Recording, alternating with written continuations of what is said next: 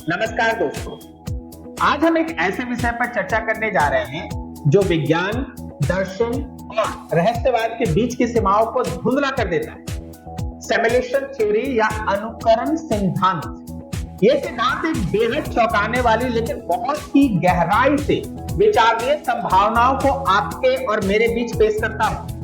क्या होगा अगर हमारी यह दुनिया या ब्रह्मांड, जिसे हम वास्तविक मानते हैं, वास्तव में आधुनिक कंप्यूटर के एक सिमुलेशन की तरह हो?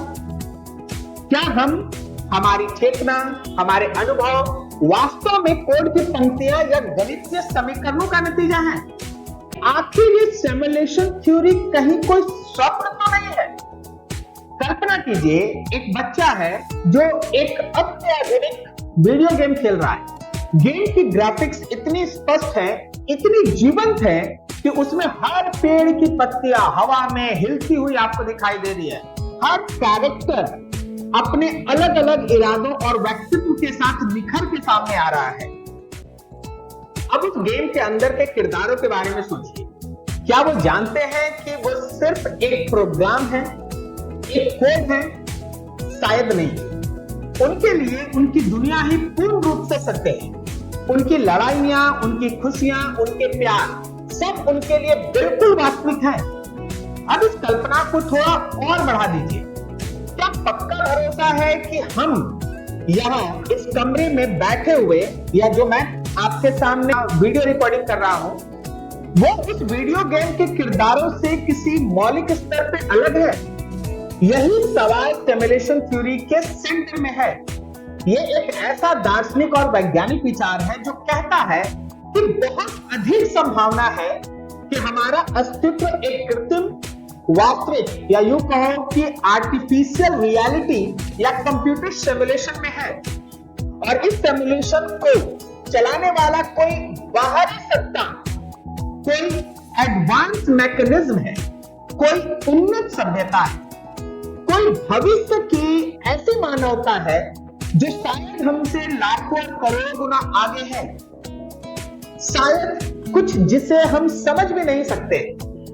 इसके पीछे का जो मौलिक तर्क है, अगर आप तर्कों को ध्यान से देखिएगा तो पहला तर्क है हमारे एडवांस टेक्नोलॉजी में जो अपग्रेडेशन हो रहा है, उसको अगर आप ध्यान से समझिए। देखिए, हम मनुष्य पिछले 100 सालों में कहां से कहां तक पहुंच गए हैं। साधारण कैलकुलेटर से लेकर सुपर कंप्यूटर तक। आज हम वर्चुअल रियलिटी और ऑगमेंटेड रियलिटी की चर्चा करते हैं। अगर हमारी सभ्यता इसी तरह से एडवांस टेक्नोलॉजी में आगे बढ़ती रही तो 1000 या 10,000 साल बाद हमारी तकनीकी क्षमता कितनी विशाल होगी। क्या तब हम पूरे के पूरे ब्रह्मांड का उसके हर नियम के साथ सिमुलेशन बना पाएंगे? शायद बिल्कुल बना पाएंगे। और अगर ऐसा है तो फिर एक और संभावना पैदा होती है। जो सभ्यता इतनी ज्यादा एडवांस है, उसने शायद ऐसा कई सिमुलेशन पहले से बना रखे होंगे। ठीक वैसे ही जैसे हम एक ही गेम की लाखों कॉपी बनाकर बेचते हैं, उसी तरह हमारे इस पूरे ब्रह्मांड का लाखों सिमुलेशन हो सकता है। और अगर आप मैथमेटिक्स की दृष्टि से देखते हैं तो अगर ऐसे हजारों लाखों सिमुलेशन मौजूद हैं, तो केवल एक इसका ओरिजिनल कॉपी या यूं कहिए कि वास्तविक दुनिया होगी। तो फिर प्रोबेबिलिटी, मैथ्स के प्रोबेबिलिटी पे ध्यान दीजिए दोस्तों। उस प्रोबेबिलिटी के हिसाब से बहुत ही कम संभावना होती है कि हम लोग किसी रियल यूनिवर्स में एग्जिस्ट कर रहे हैं। मैक्सिमम चांस ये बनता है कि हम लोग किसी सिमुलेशन, यूनिवर्स के किसी सिमुलेशन के अंदर एग्जिस्ट कर रहे हैं। चलिए थोड़ा आगे बढ़िए। अब हम लोग है ना दूसरे तर्क पे आते हैं। फिजिक्स के अनुसार हमारा ब्रह्मांड कुछ निश्चित समझे जा सकने वाले नियमों से चलता है। ठीक वैसे ही जैसे किसी गेम का कोड हो। जिस तरह से लाइट के स्पीड का एक सीमा है, कोई भी चीज फिजिक्स के नियम के अनुसार लाइट के स्पीड से ज्यादा रफ्तार से चल ही नहीं सकती। उसी तरह हमारे किसी वीडियो गेम में अलग अलग तरह के मैप्स होते हैं। ये दोनों एक तरह से कोरिलेशन है। जैसे वहां पे लाइट के स्पीड का एक बैरियर है, उसी तरह हमारे वीडियो गेम में बहुत सारे मैप्स होते हैं जो कभी ना कभी एंड होते हैं, उससे आगे आप नहीं जा सकते। क्या क्या ये किसी सिमुलेशन के लागू होने वाले ग्लिच या प्रोसेसिंग की सीमाएं नहीं हो सकती? जिस तरह हमारे कंप्यूटर गेम में पिक्सेल्स होते हैं, क्या हमारी दुनिया के सबसे छोटी इकाई जैसे ब्लैक लेंथ उसी तरह की कोई चीज हो? ये सारे के सारे सवाल हमें इसी ओर इशारा करते हैं कि शायद ये ब्रह्मांड जिसे हम वास्तविक मान के जी रहे हैं, वो कोई ना कोई ब्रह्मांड के किसी दूसरे ओरिजिनल ब्रह्मांड का कोई सिमुलेशन हो। आखिर इसका हमारे जीवन में फिर क्या मतलब है? अगर ये सिद्धांत सच है तो इसके बहुत गहरे नतीजे निकल सकते हैं दोस्तों। सबसे पहला इफेक्ट आपको धर्म और दर्शन पे आपको दिखेगा। हमारे यहाँ माया का सिद्धांत सदियों से मौजूद है। अद्वैत वेदांत कहता है कि यह संसार माया है, एक भ्रम है। यह सच्चाई यहाँ पर जो भी हमारा भ्रम है, हमारे चारों तरफ जो भी हमारे फिजिकल रिलेशंस है, फिजिकल माया, उन सबसे बढ़ के सच्चाई को अगर जानना है तो आपको परम ब्रह्म को जानना है, परम सत्ता को जानना है। सिमुलेशन थ्योरी एक आधुनिक तकनीकी भाषा में माया के इसी अवधारणा को एक सिरे से पेश करती है। ईश्वर या परम सत्ता की जगह यहाँ एक सिमुलेटर या प्रोग्रामर का नाम रखा है दोस्तों। क्या ये ईश्वर की नई परिभाषा है? क्या हमारी प्रार्थनाएं, हमारे कर्म, हमारे किए गए सारे के सारे अच्छे बुरे कर्म, ये सब डाटा के फॉर्म में हमारे स्पेस में कहीं ना कहीं स्टोर हो रहे हैं, किसी सर्वर के अंदर दर्ज हो रहे हैं? अगर हम लोग थोड़ा और आगे बढ़ते हैं तो नैतिकता पर भी इसका बहुत गहरा प्रभाव पड़ने वाला है। अगर ये दुनिया वास्तविक नहीं है तो क्या हमारे कर्म का कोई मूल्य ही नहीं है? क्या हमें बुरे काम करने की छूट मिली हुई है? इसका जवाब है बिल्कुल नहीं। वो वीडियो गेम का किरदार भी अगर दर्द महसूस कर सकता है तो उसके साथ बुरा व्यवहार गलत है। ठीक उसी तरह हमारे अनुभव, हमारे दर्द, हमारे प्यार हमारे लिए पूरी तरह से वास्तविक है। इसके लिए नैतिकता, इंसानियत और करुणा का महत्व और भी बढ़ जाता है। हमें इस सिमुलेशन को एक बेहतर, खूबसूरत जगह बनाना है ताकि जो भी इस सिमुलेशन में हमारे इर्द गिर्द रहने वाले प्राणी हैं, वो सब हमारे साथ एक अच्छा जीवन जी सके। फ्री विल, जिसको आप मुक्त इच्छा कहते हैं, हर कोई अपने तरीके से सोचता है और अपने जीवन को जीता है। क्या हमारे पास वास्तव में कोई एक फ्री विल है या फिर हमारे हर फैसले, हर सोच को पहले से ही कोड किया गया?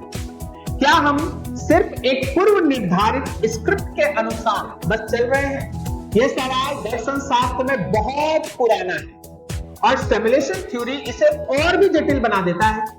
शायद हमारे पास सीमित स्वतंत्र इच्छा है, जैसे एक ओपन वर्ल्ड वीडियो गेम में खिलाड़ी को चलने की आजादी होती है, लेकिन गेम के नियम और दुनिया की सीमाएं पहले से तय होती है। अगर आप इसमें आगे बढ़िएगा तो अगला जो इसका डिस्कशन है वो सीधा दुनिया के सबसे बड़े मृत्यु के रहस्य पे ये अपना इफेक्ट डालता है। अगर ये सिमुलेशन है तो मृत्यु फिर क्या है? क्या ये सिर्फ एक गेम ओवर है या फिर हमारी चेतना, हमारा डाटा कहीं और अपलोड हो रखा है? क्या पुनर्जन्म इस सिमुलेशन का रीस्टार्ट बटन है?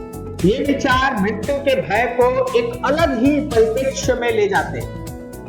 अगर आप इस सिमुलेशन थ्योरी की आलोचनाएं और विरोधाभास देखेंगे तो आपको बहुत कोई इनके पक्ष और इनके विपक्ष दोनों तरफ मिलेंगे। यह सिद्धांत विवादों से भरा है। कई विद्वान इसे खारिज करते हैं तो कुछ इसे एक्सेप्ट भी करते हैं। वो कहते हैं ये सिद्धांत तो असली दुनिया के अस्तित्व को ही मान लेता है जहां से यह सिमुलेशन चल रहा है, लेकिन सवाल तो फिर से वहीं आके रह जाता है कि उस असली दुनिया का निर्माण फिर कैसे हुआ जिसके हम सिमुलेशन में अपने आप को मानते हैं कि जी रहे हैं। ये एक अनंत या यूं कहिए कि बहुत ही इनफाइनाइट रिग्रेस की तरह लगता है। क्या उस असली दुनिया को भी किसी और ने बनाया है? दूसरी आलोचना यह है कि इसे साबित सही या गलत करना फिर तो लगभग असंभव है। अगर सिमुलेशन इतना परफेक्ट है कि हमें उसकी भनक तक नहीं लगती, तो फिर हमें एक पता कैसे चलेगा कि हम ओरिजिनल कॉपी वाले यूनिवर्स में हैं या फिर उसके किसी सिमुलेशन में? तो साइंटिस्ट कहते हैं कि शायद सिमुलेशन में कुछ ग्लिचेस, अगर हम उनको ढूंढ सकते, जैसे कि फिजिक्स के नियम में कोई विसंगति होती या कोई ऐसी घटना जो तर्क से परे है, तो शायद हम इस सिमुलेशन के इवेंट को समझ पाते और बेहतर तरीके से। लेकिन अब तक ऐसा कुछ भी मिला नहीं है। तो फाइनल कंक्लूजन फिर हमारे दिमाग में इस सिमुलेशन थ्योरी के लिए क्या बनता है? दोस्तों ध्यान से समझिएगा, सिमुलेशन थ्योरी का सच मानने या ना मानने की हमें कोई जरूरत नहीं। इसकी सच्चाई से ज्यादा महत्वपूर्ण है इसके प्रश्न या इसके सिद्धांत, उस पर हम लोग को गहन अध्ययन करना चाहिए। यह हमें सिखाता है कि हमारी वास्तविकता कितनी नाजुक है और रहस्यमय हो सकती है। यह हमें विनम्र बनाता है। हम कौन हैं, हम कहां से आए हैं, हमारे अस्तित्व का उद्देश्य क्या है, ये प्रश्न आज भी उतने ही प्रासंगिक हैं जितने हजारों साल पहले थे। बस उन्हें पूछने का तरीका बदल गया है। चाहे दुनिया एक सिमुलेशन हो या ना हो, हमारे लिए एक वास्तविक है।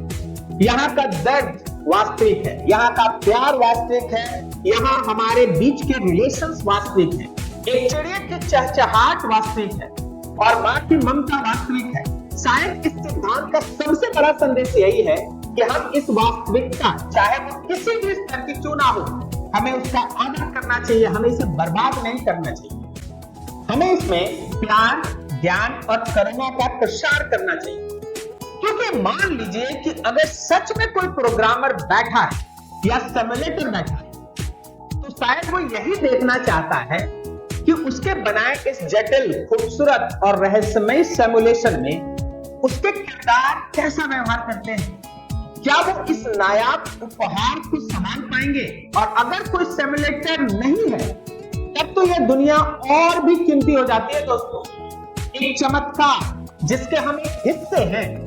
तो सवाल ये नहीं है कि यह सब एक सिमुलेशन है या नहीं है। सवाल ये है कि अगर ये एक सिमुलेशन है, तो हम इसे कैसे जीवन जीते हैं। और वो व्यक्ति जो इस सिमुलेशन का हिस्सा है, हर किसी का ये दायित्व बनता है कि हर दूसरे व्यक्ति की भावनाओं को समझे, ताकि जो हमारे सिमुलेटर, इस यूनिवर्स के कर्ता-धर्ता, इस यूनिवर्स के प्रोग्रामर, जिसे हम आम भाषा में ईश्वर कहते हैं, अगर वो हमें देख रहे हैं तो उन्हें ये रिग्रेट ना हो कि हमने जिसे ये पूरी दुनिया चलाने के लिए सौंपा है, वो इसका गलत मिसयूज कर रहे हैं।